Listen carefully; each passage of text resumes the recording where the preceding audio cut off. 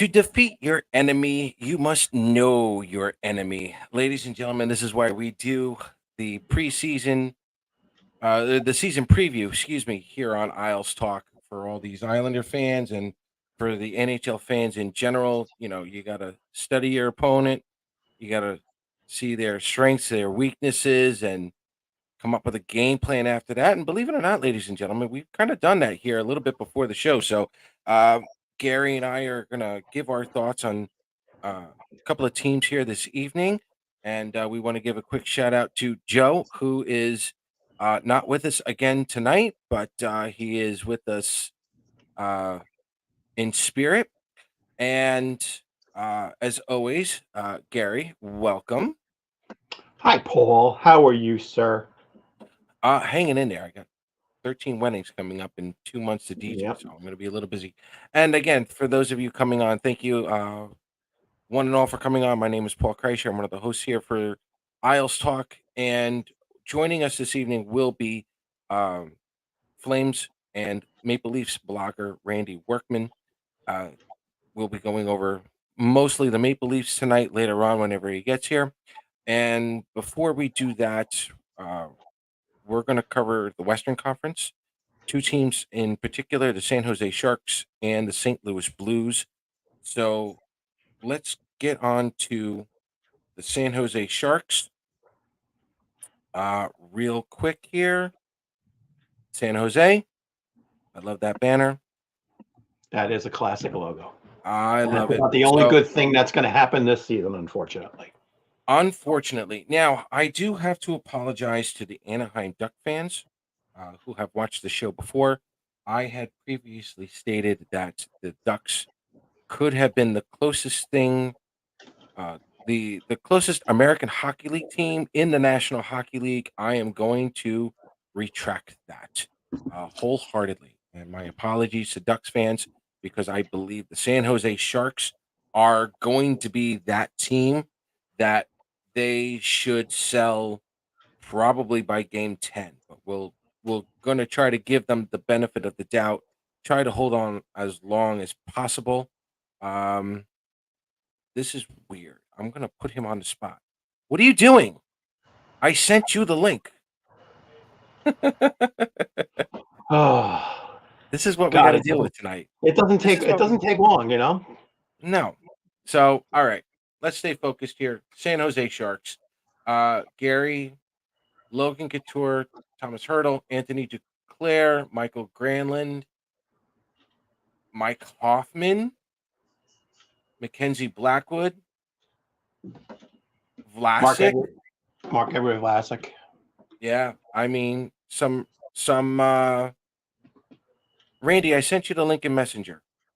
Some of these names are really cool, but this is a team that's I'm looking at 194 goals for this team. And again, I Yeah. don't look there's nothing again, folks, when we do these previews, there's nothing concrete. It's to give us a bigger picture of what this team is looking at. For me, 194 goals is just not enough offense on this team. And Mackenzie Blackwood and Kakinen, They're going to be I shooting don't know. galleries. I think they're going to This be, is definitely going to be unfortunately. shooting gallery. Yeah. Yeah. Now, I mean, what you is look at them go for it. offensively. You got two decent, again, I would say NHL capable front two lines. But after that, it's all hands on deck. Hurdle is their lead guy. Oh, here he is. There he is. Sorry, guys, I forgot to enter. I'm in there, waiting in the studio. I'm going, why isn't he entering me in? And then I realized, oh, idiot, you have to enter. Hi, Gary. Anyway, Hooked on Phonics does well for me. I deserve that. Yeah, you do. Yes. Anyway, stick with San Jose here. Stick with San Jose here. Randy, we were just talking about this could be a shooting gallery for San Jose.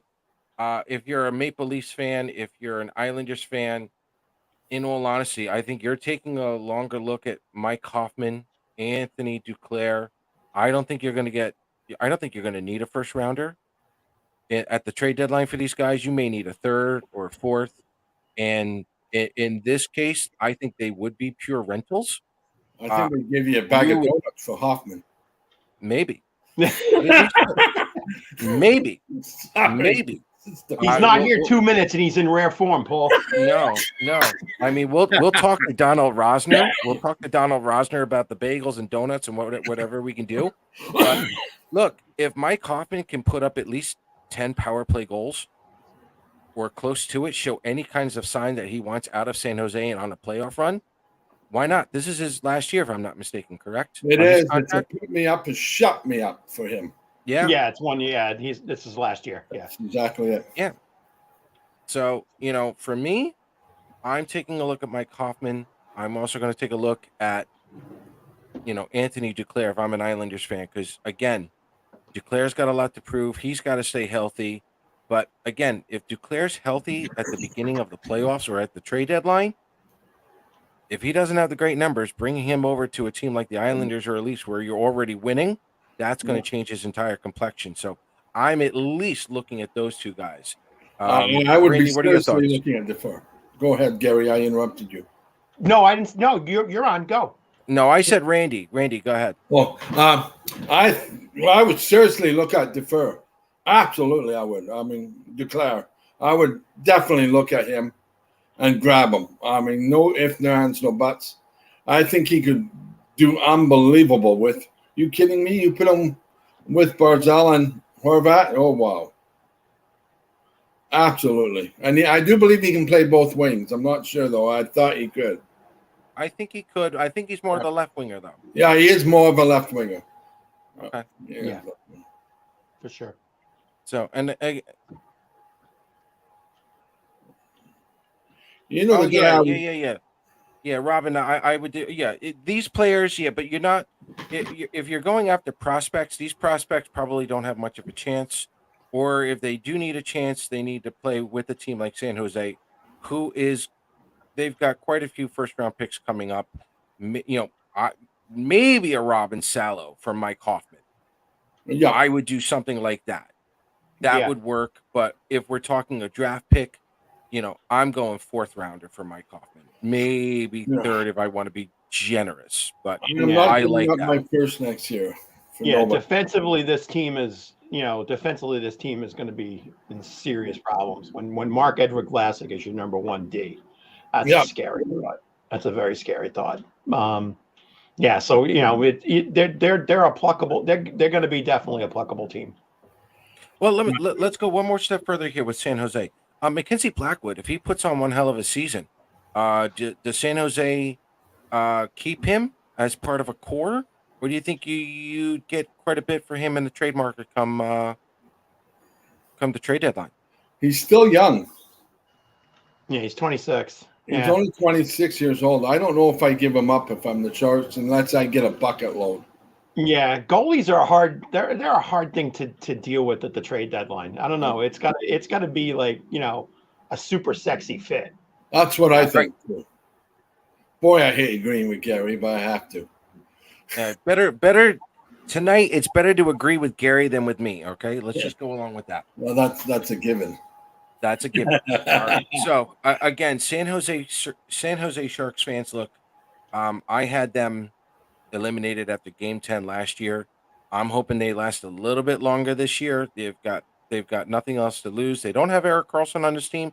That might actually be a better thing now because now they have to really focus on playing as a team and finding ways to score goals and development instead of having someone like Erik Karlsson on that team.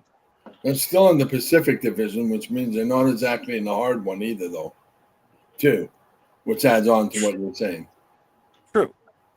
Very true. So, again, for right now, I have San Jose in my lottery, but it's not because I think they're going to hit last place. For me, they're the least likeliest team anywhere near the playoff hunt. So for me, they're right down there. I don't put them at my sophomore class like I normally do. I did at first, but then when I went on to the San Jose Sharks roster and I saw that laundry list of roster players, I was like, oh, they have no clue who's going to be on this team starting in October. So you know, good luck for That's San why, Jose again, fans. that's why you said at the beginning of the show why you thought that you made the correction saying Anaheim being the AHL team in the NHL. And again, as you said, I think that they're going to be a little bit better than San Jose is going to be. Yeah. And I'll go one more tier, but before I let you have the last word, Randy. I think for San Jose fans, check out the Barracudas. Keep a good tab on them this year because I think you're going to see them as the season progresses, especially after the trade deadline. So, Randy, give me your thoughts on San Jose. Sharks. Gary's right. They just don't have anything. They're in there. They're in there to grow and try to rebuild, and that's exactly what they're going to do. They're going to do exactly what Toronto did. I don't know whether you remember my Maple Leafs before we had Matthews. We signed all these players for 1-year deals, and the reason why we do it is because so we can trade them at the deadline and get as many assets as we can. And that's exactly what the Sharks will do. They'll trade these players, have 1 year left on their contract, get as many picks as they can, and get them, and then rebuild right from there. He sounds like he's talking from the old days in the 60s. Oh yes. Well, believe it or not, we are going to go old days here. Not in the 60s, but we're going to move like late 70s, early 80s here with some of these other teams. So bear with us on that one, Randy. That's what you get for coming in late. So moving on to the next Western Conference team, we are talking about, give me one moment, the St. Louis Blues. Now, gentlemen, I don't know where to put the Blues. They are just there. They're kind of like in my sophomore class right now. And for those of you who don't know, I have different places, different categories for each of these teams. The Blues are in my sophomore class. It's like your sophomores in high school. They're just there. They're not freshmen. They're not brand new, but they're not juniors. They're not seniors. They are just there. And that's honestly where I have the St. Louis Blues right now. I'm not gonna lie. The offense right now, they're looking at around 240 goals. I like what they have. They do have some offense. And believe it or not, their experience right now is at 465 games per player, which is actually pretty healthy for a team like St. Louis. But Gary, like we've been talking about the last couple of weeks, goaltending is a very big question mark. Which Jordan Binnington is going to show up? And I honestly think he's going to determine, unfortunately, the St. Louis Blues' season. So give me your thoughts on St. Louis. No question about it. I mean, like as you said, decent offensive, probably a middle of the pack. You got 4 decent defensemen on that team. And it's always been a St. Louis type team where your defensemen help out the offense. So they've got good cogs there. But again, as you said, last year, Binnington, we know, had a horrible year. A lot of mental issues, a lot of horrible games. And unfortunately, Thomas Greiss didn't help him out either. Who does he got this season, to be with him right now? If you look at their webpage, it's showing Joel Hofer and Malcolm Subban. I mean, doesn't give you a lot of confidence when Jordan's having a bad couple of games and you want to bring your number 2 out there. We said it last week on our show with the 3 teams we did. It's going to be a big common denominator this year. What kind of goaltending? To me, Jordan Binghamton's the type of player, if he's doing well, if he is playing the type of goaltending that we saw in 2019, I think this guy individually could make the Blues' number of points swing by between 10 and 15 overall. If he's playing well, that 80-point team is going to hit 95. But if he's not playing well, they could be under 80. Yep. I mean, yep. Go ahead, Randy. I mean, yeah, I agree with a lot of what Gary said. Keep in mind, they still got Carew. They still got Jordan Carew there. They still got Saab there. They still got Jen there. Neighbors. They still got the forwards. I mean, I don't like their defense very much.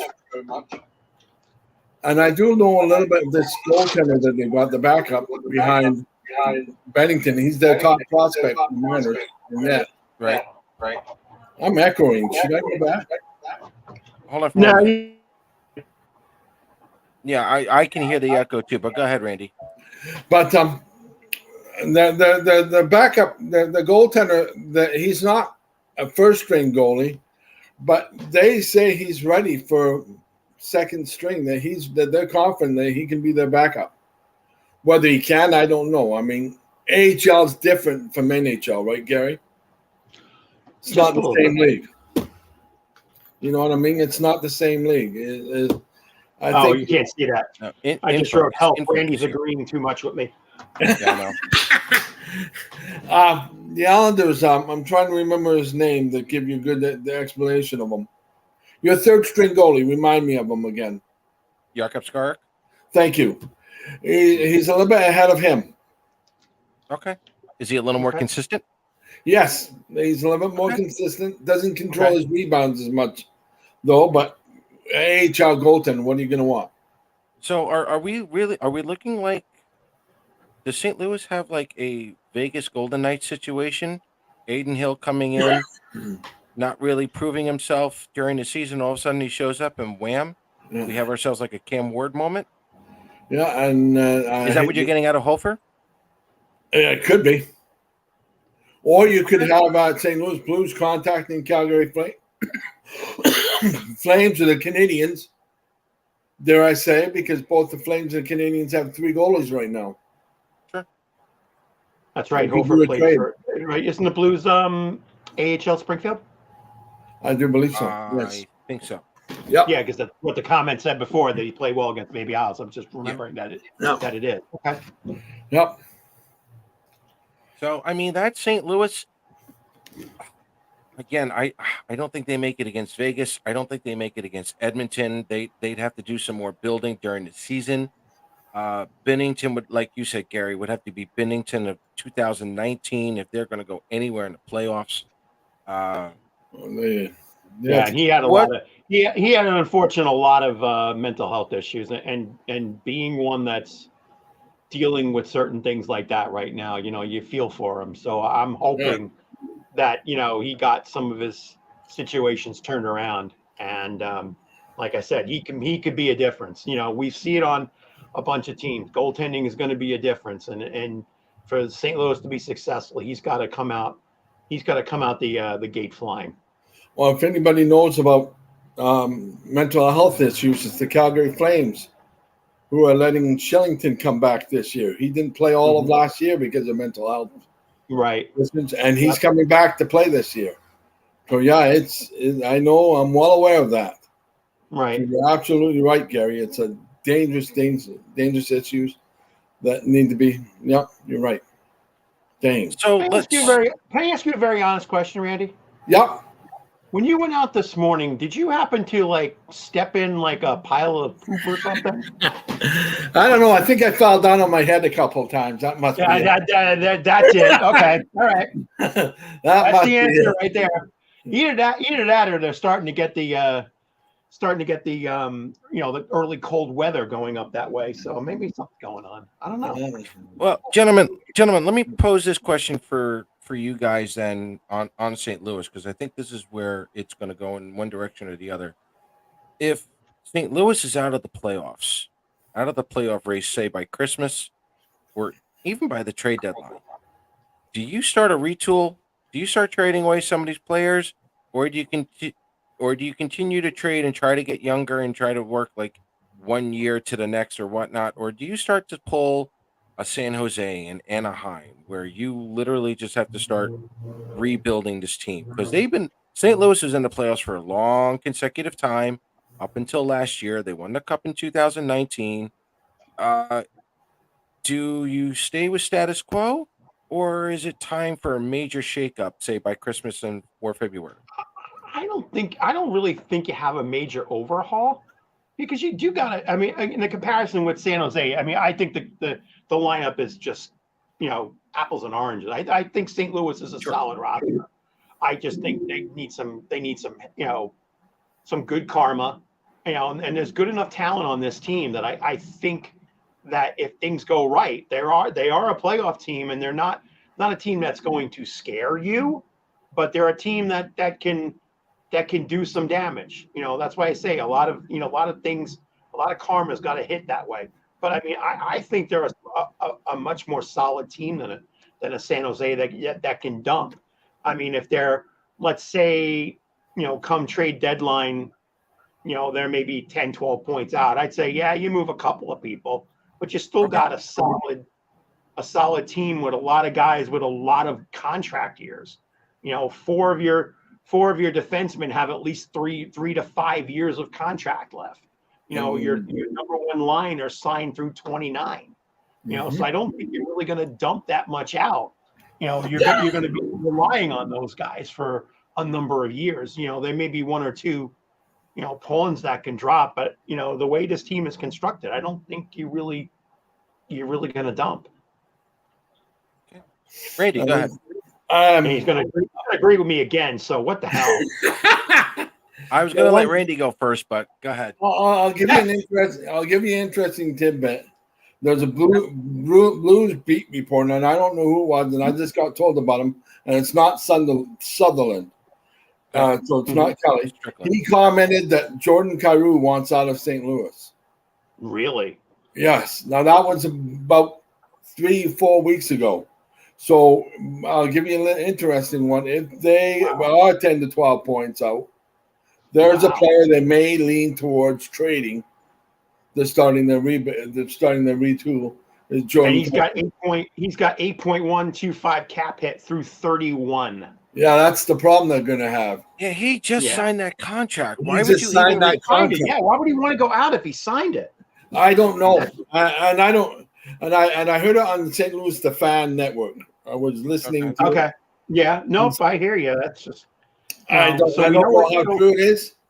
But so we know they did 20 to 31. I don't know. And he's so young. He's like he's 20, he's 25, yeah. So we know nobody's doctored your poutine, is what we're saying. Yeah, I know, and I strongly agree with you. Brendan, I wouldn't trade much of them. I would trade a guy that I would trade is Krug. If I could find somebody to take Krug, I would do it in a second. Okay. Right now, I would. That's the only comment I think. Krug, I would keep Shen. I love Shen. Right. The Russian, I can't pronounce his name. Bukovic, or how do you pronounce it? Bushnevich. Him. They could get a lot for him. He's another one I would start building a rebound around too. And he's got a modified no trade clause, so yeah, that's tough to do. Yeah, he'd have to go to somewhere where he wanted. Yeah. All right, so we have the Blues somewhere in the middle. Bennington or a hot goaltender could get them into the playoffs. Yep. But gentlemen, I gotta be honest, and this is for everyone in the Western Conference right now. The Hawks, the Ducks, the Sharks, Vancouver, the Predators, at Calgary, Arizona to a certain degree, in the Blues, the Winnipeg Jets. Yep. I mean, those are 8 teams right off the bat. I have a little more faith in the Flames than you do, Randy, but hold off on that for a moment. I will. Those are 8 teams right off the bat that just don't scream any kind of playoff run. No, they don't. Randy, go ahead, Randy. The only I was going to say, go ahead. Sorry. I mean, the top 8 teams, literally, they only need to go on a 5-game winning streak at any point during the season, and they could probably wrap up a playoff spot by Thanksgiving. And those bottom 8 teams that you mentioned, there's one team that will stick out to me, and that's the Preds. And the reason why the Preds stick out to me is because they have the best goalie in the conference. I'll grant you that. Yeah, I'll grant that's you that. going But to come. and I haven't done Nashville yet, and I haven't done that on purpose. But I mean, the Jets don't scare anybody anymore. Vancouver, to my knowledge, is still a mess.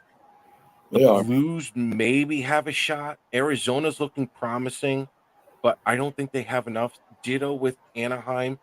I mean, are we looking? Are we looking at a beer league, gentlemen, for this conference? By Thanksgiving or Christmas.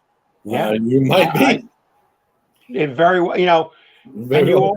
I always remember in the past, you could say that, at the beginning of the season that 12 or 13 teams had a shot. But right now Yeah. you're saying 8. You're saying it's half.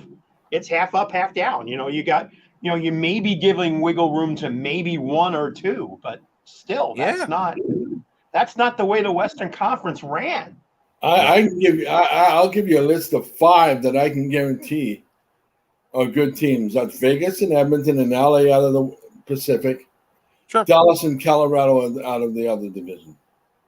Sure. Those 5 teams will run away and go hide, and everybody else will be battling for playoffs. I may include Seattle in that. I don't think Seattle's lost a step. I think Seattle's going to be, a tough go at it, but I think Seattle's better than some of those other teams that I've mentioned. Minnesota's a bubble, but they're at the point where, again, as long as they don't crash and burn, they're there. No, it depends on They're Minnesota. in there, yeah. That's the same. 5. You got 5 definites and 2 that are as long as there's no major crashes, they're in. Yeah, but no, I agree with Randy. I agree with Randy here. We're literally talking about a 5-team conference. Pretty much. The Kings, the Stars, the Avs, the Oilers, and the Golden Knights. Yep. Pretty basically, yeah. That's scary. And that's Markstrom, who's promised every Calgary Flame fan that will listen. He's promised them that he's going to be the Markstrom of 2 years ago. Yeah. Sorry, and if he's the Markstrom of 2 years ago, you could add Calgary into that list. But Markstrom has to be that. Markstrom's like Bennington. He has to stand on his head. Exactly. Markstrom and Bennington have to be outstanding. Superstars. Yep. So, all right. Let's switch over now to the Eastern Conference. One of the big reasons why I brought Randy onto the show tonight is for 2 reasons. Number one, Brad Treliving is the former Calgary Flames general manager, and Randy also writes not only for the about the Leafs, but he also is on writes about for Toronto as well. So our next team that we are going to talk about, the Toronto Maple Leafs. Sorry about that. I almost laughed. Sorry. Yeah, the Toronto Maple Leafs, ladies and gentlemen. Toronto Maple Leafs are next. I almost laughed. Randy, great. your team here, your Eastern team, shall we say, has made a couple of decent signings. Austin Matthews and Sheldon Keefe. So give me your thoughts first off on Austin Matthews signing that extension. I hate to say this. I mean, I love Matthews. I'm not thrilled with this $13.25 million because that automatically eliminates Nylander. I was hoping Matthews would have gone a little bit under. I was hoping he would have gone with McDavid money, something like 12.5 to give us a little bit more room. Okay. 60 goal scorer, 100-point man. He wasn't the Matthews he was last year. Probably still in the top 5 players in the league. And he's going to have a new right winger in Tyler Bertuzzi. Tyler Bertuzzi. Sorry. He wishes he had Todd. Tyler Bertuzzi. Tyler Bertuzzi, who can be a power forward. The problem is, I think he's a right winger, so he won't. If he's with Matthews, then we're going to have to do. We're going to have an awful problem because Marner's maybe we'll put Tavares and Marner together, but. We have no problem. Left, right. So I mean, he has worked on both sides. Yeah, and Nylander has worked on both sides too. Nylander is another interesting wild card, but I'll let you bring him up. Matthews, top 5 best sniper. In my opinion, he's probably The best sniper in the league. Okay. And you know why he's the best sniper in the league? Is because he has the best passer in the league on his line. He lives with Marner. Yeah. And I'm going to lose a lot of popularity with that comment, but Marner is the reason why he gets 60 goals. Yeah. Yeah. And this is going to bring up the next part here. Why go out and sign Bertuzzi and Domi if you had to re-sign Nylander and Matthews? Well, here's the thing now. Randy, I'm going to put this on you. Is Nylander going to get traded before the beginning of the season? And I'll tell you an interesting tidbit right now. If Hanifin would sign a extension, Nylander would be a Maple Leaf right now. But Nylander would be. You mean Nylander would be a Flame? He'd be a Flame right now. That's the kind of defenseman they want. They want a number one defenseman. I'll let you two guess of who they want from the Islanders. La la la la la la. Yeah. In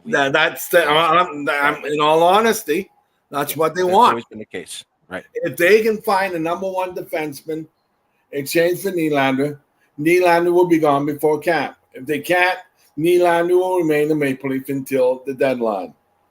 Bottom line, they want the top four defensemen for him. Okay.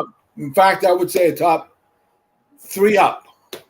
Okay, that makes sense. Right now, what is it? It's they're currently even with the long-term out with Murray and Muzzin, they're what, $3 million over. 2.95 over. Well, call me a liar for 500,000. No, I didn't hear you say that. No, I'm only giving you a hard time right now.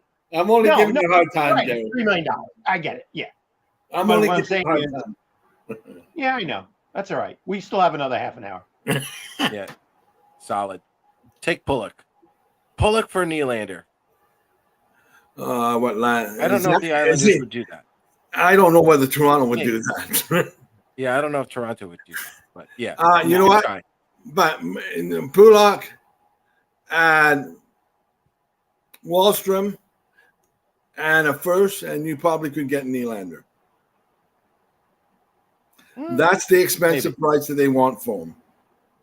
Yeah. So, and the Islanders wouldn't do it, but that's what Toronto would want. Sheldon Keefe signs an extension. Is that the Matthews effect? That is. In fact, before there was something that I've never ever let anyone else know. So, can I let these guys? Can I tell you guys a secret without? Go ahead.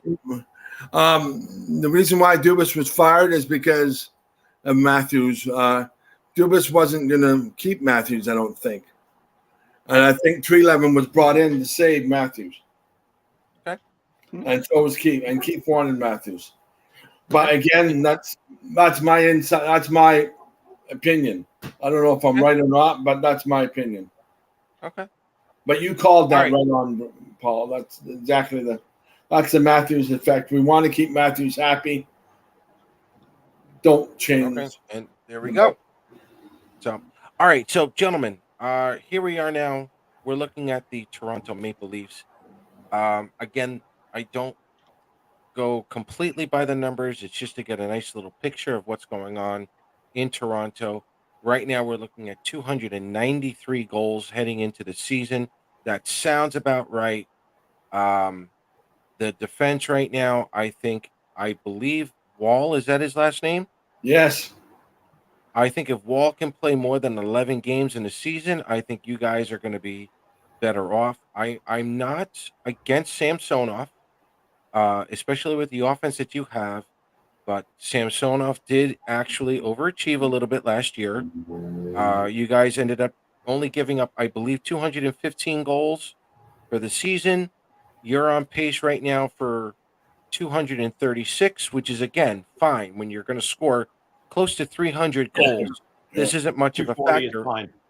Yeah, this isn't much of a factor from the end of August. And you also have Martin Jones, who has not been on great teams lately. So, again, for the start of the regular season, Toronto's there. However, I do have to bring this up.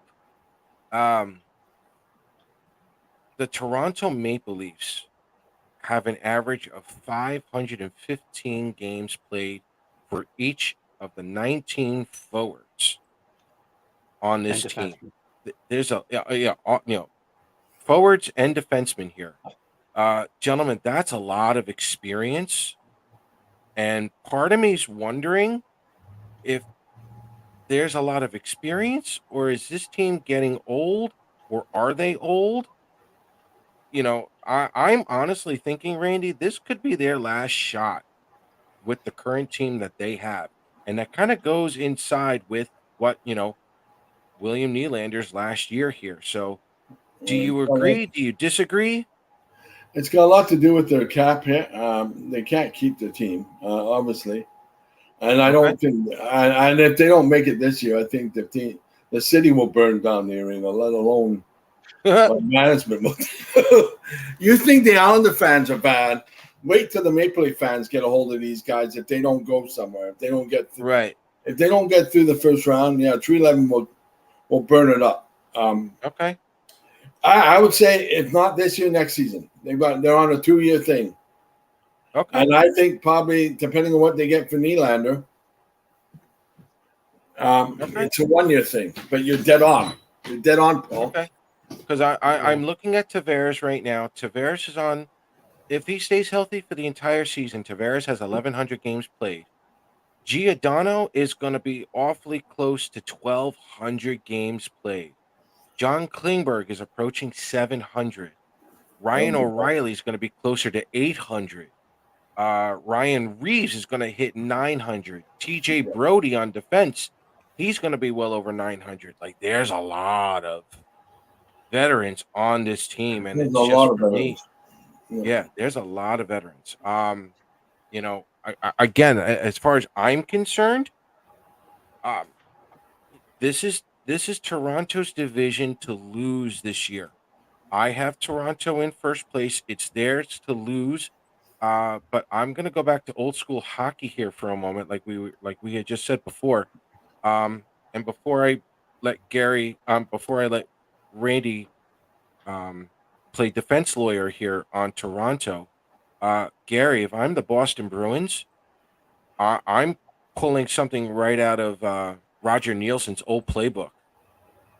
I'm going after some of these star players, and I'm going to let my defense and goaltending take after, beat up some of these star players while they can, and maybe squeak out a win or two if they happen to come together in the playoffs. Boston is actually younger these days than Toronto is. Boston's younger. You took 2,600 combined games out of Bergeron and Krejci out of the lineup. Yeah. So they got a little young. They got a little younger, and a little feistier. I think, for years and years we kept saying Boston was the tops, and Toronto had to come after them. I think it's going to be that way. Boston's going to have to. Boston's going to have to fight tooth and nail for everything they get this year.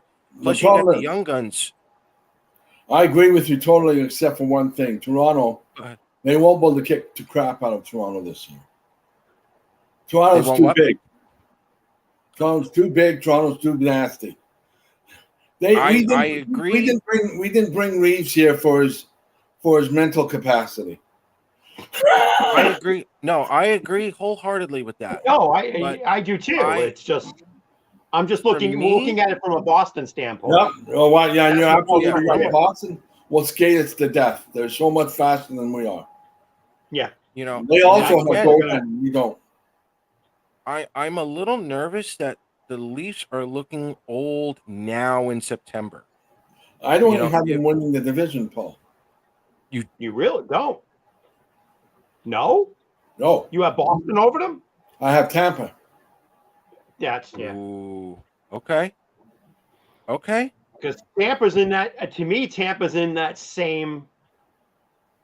4 years ago we weren't saying that, but you look at Tampa's roster, they're in the same boat as Toronto. They're starting to look. No. They have one leg step above Toronto, and that's the Russian goalie, the Berlin Wall. Yeah, they have the best goalie in the Eastern Conference. As long as they have him, They're my pick to win the division. They also have that other Russian top forward. Remember him? Yeah, but he's getting older too. Yeah, he's getting older. too. He's getting older, but he's still capable of scoring 35 to 40 goals. And that Brendan Point kid there, the Calgarian. Yeah, he's my Calgarian boy, and he's coming off a 50 goal season. Okay. So if you're again looking at Toronto, then is it going to be a big concern if, say after the first 2 or 3 games against your division, you're not doing well, you come up with losses? Is that going to be a concern for you come, let's say, December 1? I think it will be. Not doing well in your division. I think it will be. And just simply because you guys have brought up the points that are my concern. I love my Maple Leafs. We have probably the top. Maybe the only team that's got a better top 6 than we do is Edmonton. I strongly, firmly believe that. The problem is our age in that defense, and our bottom 6 is not up to par yet either. I'm sorry. I love Wool, but he's 20. He's too young to put that kind of pressure on him. I'm sorry. We should have picked up another named goalie in the offseason, and we didn't do it. Well, there's still some time. There's still some time. I think the Leafs are going to make moves. There's still some time, but to me, there's still a bit more question marks. And I know that's shocking to you two, but I have Tampa over Toronto. Okay. I can understand that. I'm not saying it's wrong, right, or wrong, or different. That's why we have you here to give us, the scoop. That's why. That was actually fairly awesome, Randy. Damn. I'm gonna get smacked on Twitter by my Maple Leaf fans. I guarantee it. If any of them are listening to this show, but again, I think what we should let Maple Leafs fans know is that your quest to improve is probably going to take all season long. Yep. The more salary cap you can occur, if there's a trade you can make to improve the team, you're going to be a work in progress. But it's Stanley Cup or bust this year for it's an upside. Yeah, it's an upside, but it's I can't see a year or 2 more in this situation. Something's got. Like I said, I think it's 2 years, if that. Okay. Yeah. And maybe this season, depending what we get from Nylander. Okay. My God, we're all in agreement here that this is Toronto's year. So, Stanley Cup or bust. Okay. I can go along with that. So, all right, ladies and gentlemen, we have now moved on to the last team tonight. The Pittsburgh Penguins. Yeah. Listen, it kind of goes along the same way as Toronto. They bring in Erik Karlsson. The numbers, the power play, I'm sure is going to dominate if teams get sloppy with the Penguins. The Penguins are going to make you suffer on that power play. Brian, this is where I might be going with this here. Gentlemen, right now, again, 265 goals for the Penguins. It would be more if Jake Gensel was ready to go at the start of this season. He's on long-term injured reserve, and according to Gary, as of right now, he may not be back until December. Randy, I'm going to put you on the spot because we haven't talked before. Have you heard any updates on Gensel, or is Gary correct? Is December that time frame, or is he going to be out longer? 6 months from when he got injured, and if they're up and if they're accurate in that, that's talking late November, early December. Okay. So we're talking 3 months without Jake Gensel on this team. 265 goals for now. The goaltending in the defense, you're looking at 229 with Nedeljkovic and Tristan Jarry. I was told Tristan Jarry, it was just, Jarry was looking elsewhere, couldn't find anything. The Penguins were looking somewhere, they couldn't find anything either. They came back with a mutual 5-year agreement. Randy, I'm going to go with you first. Was re-signing Tristan Jarry the right move? None of that cap hit. He's Okay. not a $5 million goalie. Okay. I don't mind them re-signing him, but I think that was a desperate move by Pittsburgh because they couldn't find anybody else, so they had to give him the money. I like Jerry at 3 years and about a $4.5 million cap hit. Am I totally nuts here, guys, or what do you think? No. Yeah. I mean, if you're going to try 4.5, you may as well just give him 5. I probably would have given Jarry 3.5 to 4. Like, they haven't really done much with or without him, but he is a starting goaltender at this point. It was a desperate move. Yeah. For a 2-time All-Star, that's probably what got to me. That's probably why it got him the 5. Yeah. Do I think he's worth the 5? No. I don't think he's proven, especially from what we see, as Islander fans, with his reputation and what's gone, in the big moments, I don't think he's deserved that number. But as you said, I think to a corner, that's what got him. That's what got him the number. That's what got him the numbers. And I don't care what anyone else says. He's the main reason why you guys eliminated them in the playoffs. I hate to say that, but he's the reason why. He was awful. I'm wondering, to be fair, and over, what his experience has been and what Nedeljkovic has done, I'm wondering how you're getting at 229. I really think, I was thinking before you started this, Paul, that number would be like closer to 245. And the reason why it's at 229, and I can give you that answer, is because Nedeljkovic was playing for the Carolina Hurricanes under a more structured defensive system. He was also with Detroit last year, and his numbers were okay. So the point here is, if there's any kind of a defensive structure in Pittsburgh, Nedeljkovic would probably succeed better than Tristan Jarry. Now, I agree. I can agree with that. Now, the problem is Peterson and Joseph are probably the only 2 defensemen I would rely on in a close game. From a defensive standpoint, I don't know about Letang. I certainly don't think Carlson. Graves, maybe. But this defense is not scaring me at all.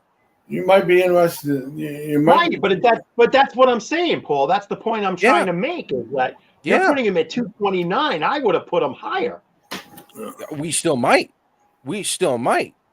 Okay, that's the only point I'm trying to drag at.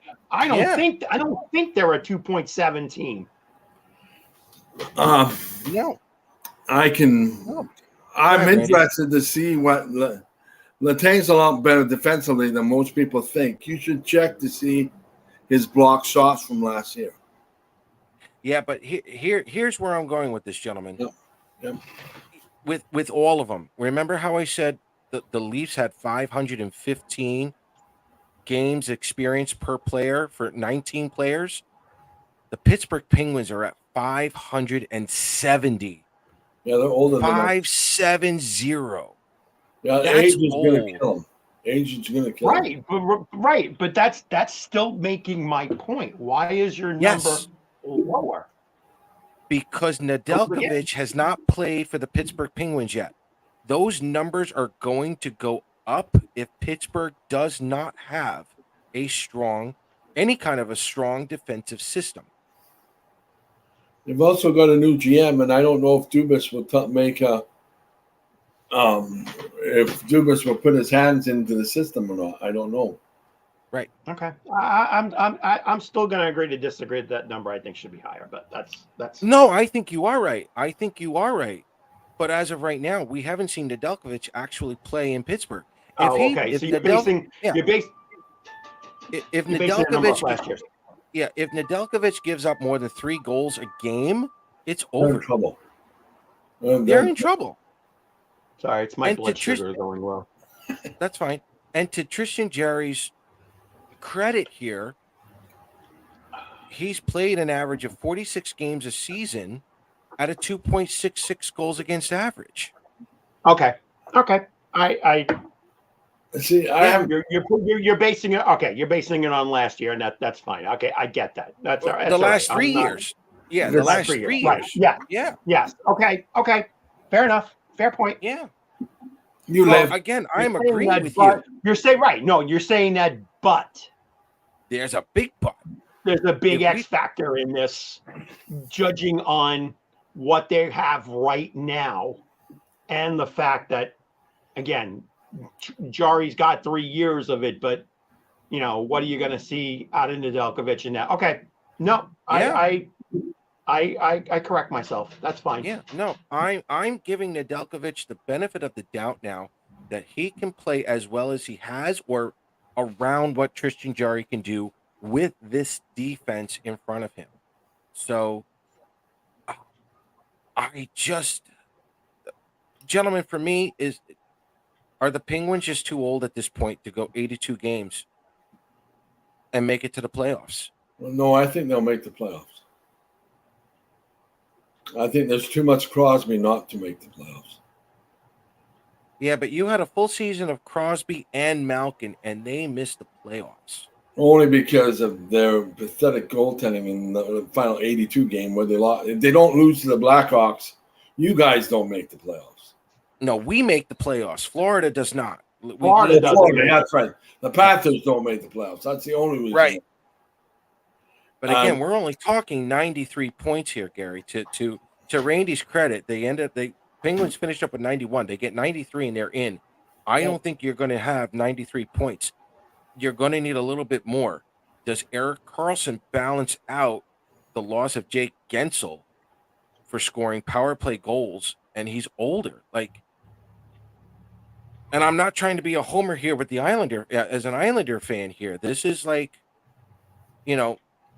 Pittsburgh has already sold out. They sold out of everything. Karlsson, jerseys, whatever. They're going to sell out their arenas. Oh, yeah, they will. Absolutely. I mean, it all comes back to how we were saying last week is what's going to be with the 3 teams we did last week. Goaltending is going to be the litmus test on a lot of teams. No. There's a player. Go ahead. No, go ahead. You can. There's a player here that Pittsburgh signed. There's a rumor that Pittsburgh's going to sign him to a PTO. And if he signs and if they can make room for him, Tatar will replace Gensel just fine. And then you'll have a problem. But again. Yeah, but Tatar's not a 30-goal scorer. If you have Gensel in the lineup, you're almost a guaranteed playoff spot. Pittsburgh, no doubt. No doubt. Thomas Tatar doesn't. He's sitting up. This could be a big point coming. Oh, this is. You might want to take a look at Tatar. He has been a 20 to 25 goal scorer. You don't think he can score 30 with Crosby? No. Oh, no. That's interesting. I think he can. I think he can. I think he can connect to 30 with Crosby. I mean, if Crosby can get Tatar as close to 30 as possible, give Crosby the Hart Trophy. And I'm completely serious about that. Well, I know you are. And Tatar does very well when he's not under pressure. Mm-hmm. He does it when he's not under pressure. He's in Pittsburgh. Very much like Toronto at this point, it's Stanley Cup or bust. They're going to try to win. I don't even know whether he'll sign a PTO. Who knows? Yeah. I mean, that's just a rumor. Yeah. I don't know. Guys, the age just scares me here with Pittsburgh. You got great points. I mean, both of you, I completely understand where you're coming from.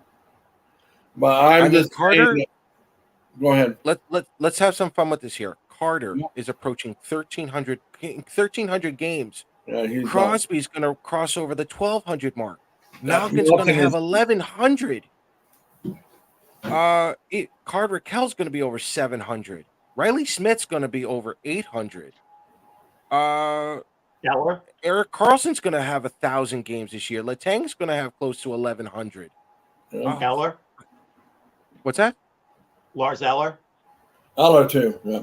Yeah, Lars Eller's going to be over 1,000. Thank you, Gary. Yeah, like There's an age concern. I completely understand where you're coming from.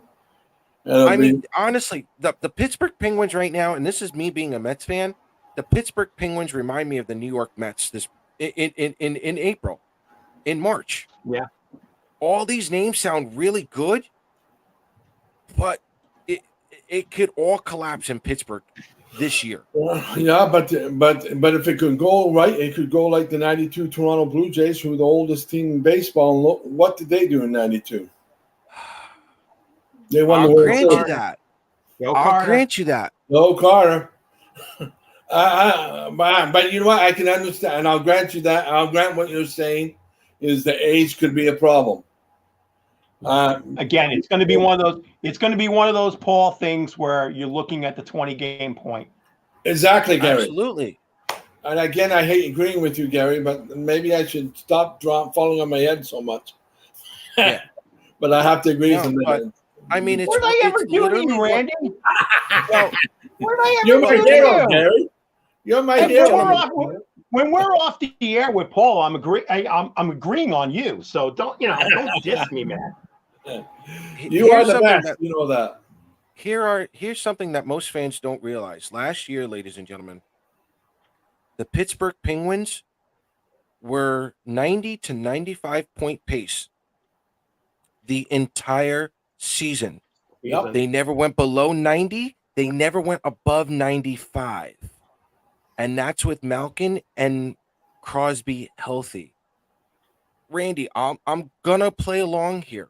Yep. If you get another healthy season of Malkin and Crosby and Eric Carlson, if all three of them stay healthy and that power play kicks in, okay, I'm with you on that. I will go that route.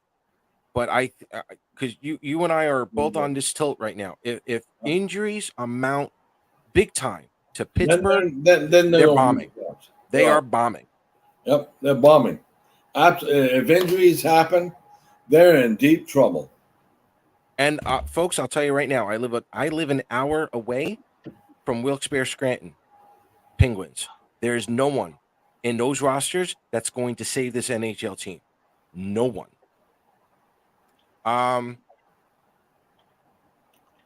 Gary, I'll let you play middleman here for a minute. Okay. Let's not include the Rangers here for a moment because we haven't covered them yet. I think we're all in agreement no to Washington for now. Yep. Between the Penguins and the Islanders, who would you put in third place? Again, not putting my closeness, but no, I would still put the Islanders over them. Okay. Randy? If Crosby and Malkin can stay healthy, and Jerry can, I think it's going to be a neck and neck dogfight. I will say that. I think they're going to be just above them, just like last year. I think Sorokin gets the Islanders third. Yes. That's the only reason why. That's the only reason why. If Sorokin gets injured, the Islanders are in worse trouble than on just as much problem as Pittsburgh is. Sorokin has to stay healthy. Agreed. Okay. Right. So Paul had this stat. So yeah, give it, Paul. Yeah, I do have the average careers for the Islanders out of the 19 players. It's 474. Yeah, they're a lot younger. They're a lot younger than these other teams. And right now, if you're looking at the Carolina Hurricanes as your winner for the Metro Division, they're at 460. See, they're not the winners. Who did you call the winners? Carolina for me, they are the ones to lose the Metro Division. Yeah, I agree. They should win the Metro. I missed Syracuse. Sorry, Paul. Okay. They're at 474. Now, what Islander fans may not realize is that even if Cal Clutterbuck, let me backtrack. Even if Matt Martin comes back for one more season, Cal Clutterbuck retires at the end of this season, that Islander number goes down to like 450 something. Like it's very, very healthy. So it is literally Cal Clutterbuck tipping the scale on that. And at some point, if Matt Martin retires, the Islanders are going to be in the low 400s. So they could be one of the youngest teams. They're going to, well, I don't want to say the youngest, but they're certainly going to be a young team in terms of the experience. But there's enough experience there. Like I'll give the perfect example. New Jersey, I have them pegged for second as of right now. Yep. They're on average of 404, but they're slowly climbing up. Jersey's in a perfect spot. Detroit's in another perfect spot right now. Yeah, this is a stat that Paul's now going to start tracking, or we're going to start trending as the years go by. Yes, and what we're going to find out during the beginning of each season, we're going to find a range to see if, say, 500 is too old, to start the season, or maybe you're just here for the highlights. You're waiting on Crosby to finally retire. You're waiting on Ovechkin to finally retire. That's what I'm going to be working on, ladies and gentlemen. I love this conversation. And I gotta give it to Randy. You definitely cannot close Pittsburgh out. Not that I wanted to. No, but they're going to get fits. There's no question they're going to get fits. The problem, the question with them is when you got a team at Pittsburgh at that higher number, are they more susceptible to injuries, injury bug in October, November? And you take that number along with what happens in Paul's usual 25 game statistic on whether he thinks at that point they're going to be a playoff team or not. Because that's what you got to see. The first 13 games are so critical to a team that's got that experience. And if they come out of it, in positive numbers, does that lead to playoff success come April? Yeah. And that's where these new analytic numbers, that Swami Kreischer is trying to calculate over the next couple of years. No, it means something. Yeah. And that's the things that the hockey news of 1970 didn't look at, but the hockey news of 2022-23 will start to look at and make that a statistic that's important. Let's flip this now. Let's say this is 2013. Let's say this was only half a season. I'm putting Pittsburgh in first. I'm putting Pittsburgh to the cup. I'm putting Pittsburgh to the hand it to them. You get a shortened season with this much experience in a shortened season. I'm giving Pittsburgh the cup. They may not lose. Yeah. They may not lose. That was like Chicago. That was like Chicago in 2013. In that shortened season, we all had Chicago winning it. But it's in the beginning of October right now that bothers me. That number bothers me. Go ahead. But Randy, that's the number that bothers me right now. And it even bothers me a little bit for Toronto because I don't know at the moment whether that number's too high, whether there's too much experience now. And again, to everyone's credit, if this was the beginning of April and they were in the 500s, that's what you want. That's what you want. You want all that experience. That's why you do the trade deadline. You're giving up the prospects and the picks for more of that experience. But, this early on, I'm very hesitant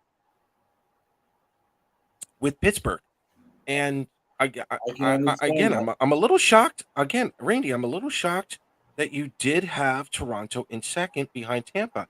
But now I'm almost tempted to see how many games Tampa has done yet because I haven't done their preview yet. I really want to do Tampa. I really want to do the Rangers next. And I really want to do Edmonton and Vegas. I may do those two next week as well. I'm going to get slammed for that prediction. But, sorry, guys. right now, I strongly have a feeling that Tampa could finish ahead of us. Okay. They are another year older, but we'll see what happens. So, all right, at this point, any final thoughts on the Penguins, gentlemen? As an Islander fan, I want to Yes, as an see. Islander fan. I'm just hoping. Again, I don't wish injury, but I just hope that. No, I just hope that this age shows. And again, I think it's going to be, hopefully, this is again a statistic that Paul will hopefully, get to use run in, with. in a positive manner. That Yeah. this is the team that's got to be on its last run. It has to. And they buckle up, people. Pittsburgh, the Rangers, and the Islanders, buckle up. I agree with that. Because it could be Islanders could finish anywhere from third to fifth. And that's saying the Rangers and the Pittsburgh Penguins right with them. Buckle up. Mhm. Good. All right, boys and girls, it is water cooler talk time. Questions, comments, rumors, concerns. You guys have the floor for a little while. We'll take any of your questions right now in the chat room or wherever you are.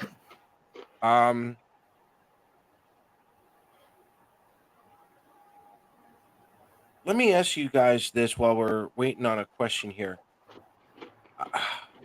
We're seeing a lot of long-term deals more than we are, the Matthews contract. Does the Matthews contract hurt the NHL, even though the salary cap's going up? I mean, the only person, in my opinion, who should be getting more money than Matthews after his contract is over is McDavid. But how much is too much? Because in all honesty, let's take a look at Toronto as an example. They can't keep this team together without two players going on long-term injured reserve, and you technically have a cap hit of roughly what, $95 million. I think you're going to see some changes in this collective bargaining agreement. I don't think that's going to be allowed anymore once they hit 95 million on a cap. Randy, let me ask you this question. Wait, let me ask you this question before that, because it's part of the question. But there was a lot of talk when Murray got put on the LTIR. Yeah. What's the scuttlebutt on it? Because some people say that he really isn't hurt. Flames.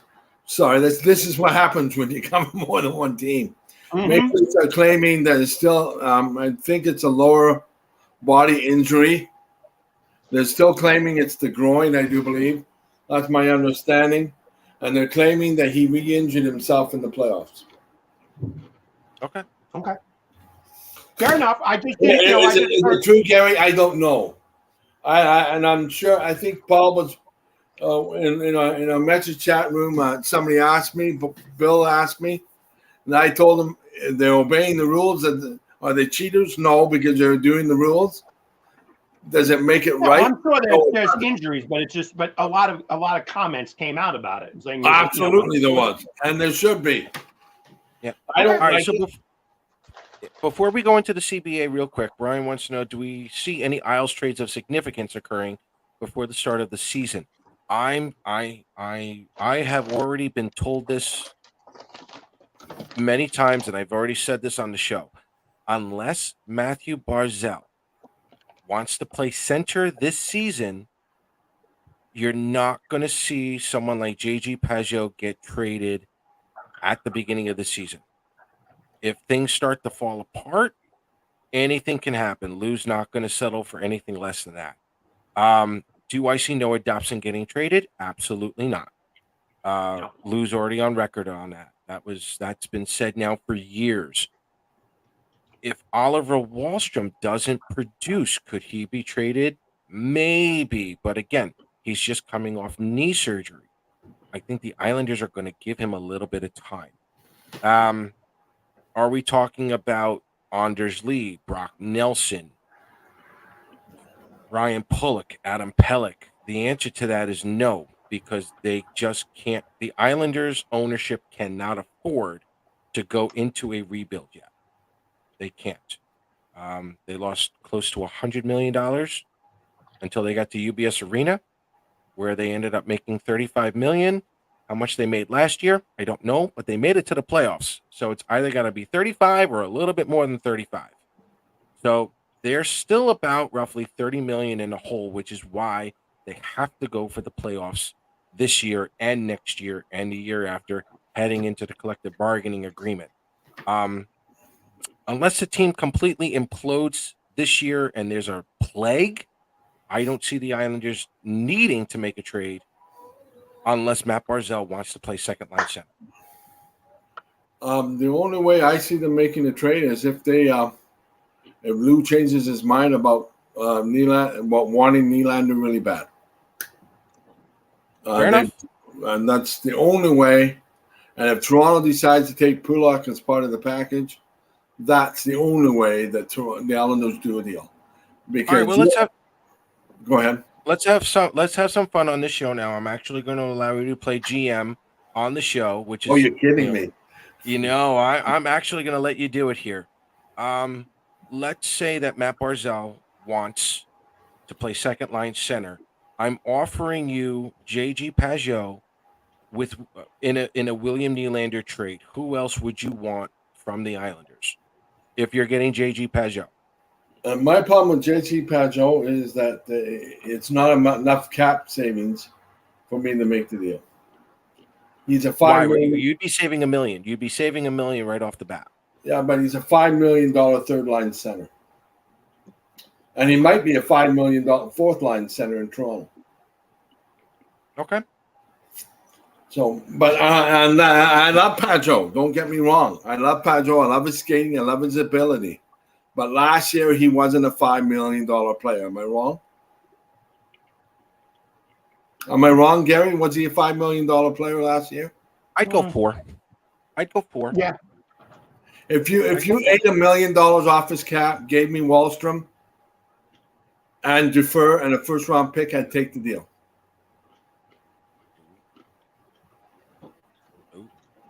I'd almost be tempted. You eat that $1 million off Pageau. Give me the problem that can score. The problem that we would have would be re-signing Nylander. But again, does Lou only want him for 1 year? That's the question. It would be more of a salary cap dump, but it would be more of a salary cap dump for the Islanders because we all know Nylander's going to go for 11. He's going to look for Tavares money, and I would probably back off from that. Yeah. Yep. And that's a fair comment. That's a very fair comment. Yeah. Value for value in terms of cap and talent. That would be a tough one.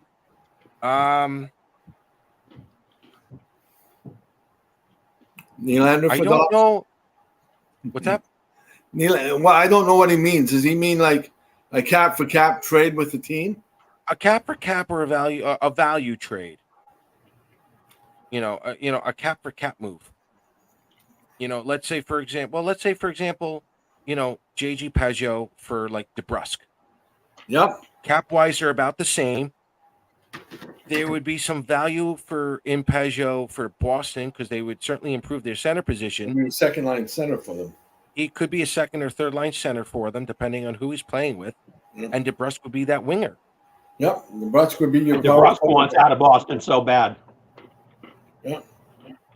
I'm all right. I have already said this before. I'm all right with DeBrusque. Yep.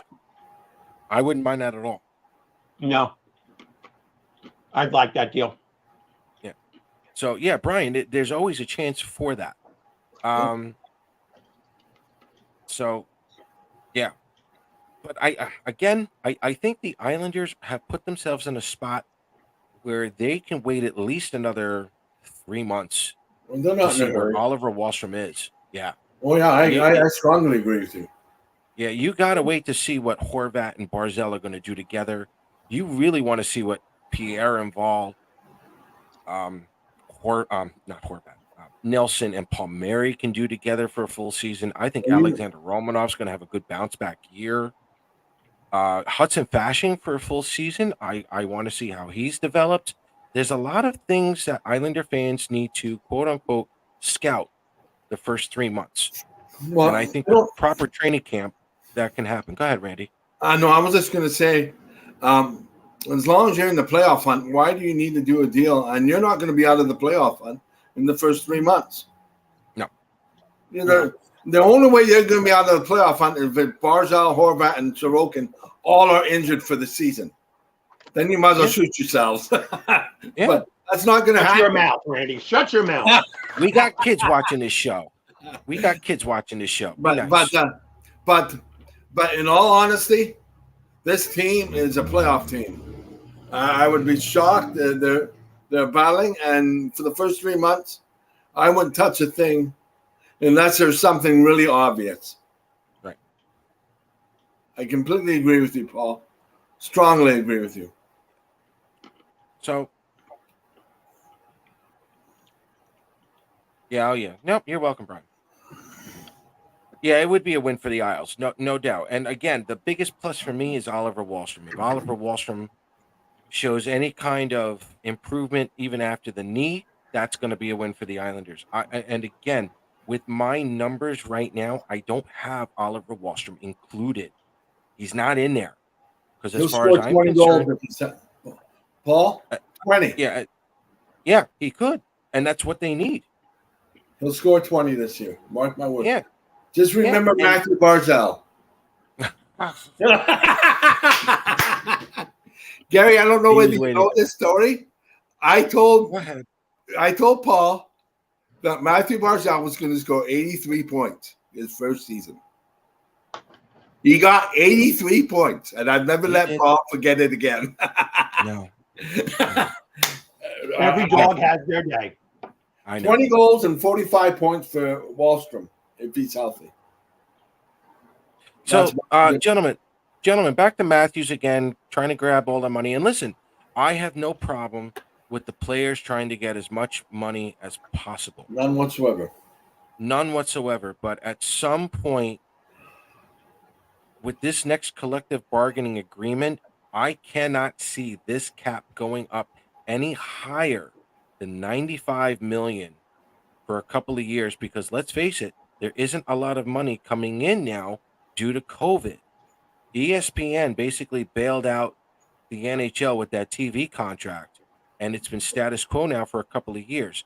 If the NHL if the NHL salary cap stays at $95 million, yes, players can get some raises, but that's going to give the big market teams a big chance to spend big on some of these star players. It's going to hurt some of these smaller market teams. Do you think we're going to see more in-play playoffs? You know, a best-of-3 game series against the 9th and 10th place team, and then they got to play up against the 7th and 8th place team in the playoffs? I'm hoping. Not until we get another commissioner. Yeah, exactly. We're never going to see it with Bettman. Yeah. Never. I wish Bettman would retire because I would love that. Well, I think that's one thing the NBA's done right. Is a play. If there's a play-in round, you're now helping the small market teams make a little extra money during the season, especially if you're going to help them out a little bit more. But I don't know. That's a discussion I think we'll have another time. But let me know so I can watch that show because I'm interested to see what you two would think. Yeah. Well, isn't the rule of thumb usually like every playoff home game you make like $2 to $3 million? Yep. A game. Yeah. So basically, that team that would have finished 9th or 10th has a chance, albeit a small one, but there is that chance that they could sneak out something against the 7 or 8 seed, get to the first round, get 2 or 3 playoff games, make another $6 million, and that could be the difference between they're in the black or in the red. So absolutely, I strongly agree with you. The idea is great. The idea is plausible. It works in the NBA. I think it can work here, but it's just never going to be under Bennett's watch. I agree. Well, one final question on the CBA then. If we have a $95 million cap hit, and that's as high as we can go, do you think they're still going to allow the long-term injured reserve to circumvent the cap, or do you think they're going to be done with that? Something to tweak it. Okay. I think they're going to have to do something to tweak it. Because they're going to go up top, they're going to have to fix the bottom. They're going to do it. Because you see how teams are going around it. Right. So they'll always find ways to tweak it. That's fine. Exactly. That's why you got lawyers.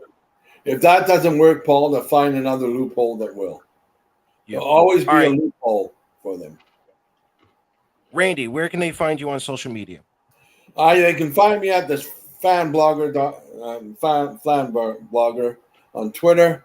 They can find me Randy Workman on Facebook, and they can also find me Flame Scratch Pad on Facebook also. Beautiful. Gary? At AlsMet63, and if I can just take another 30 seconds and just remind everybody, because we did on last show,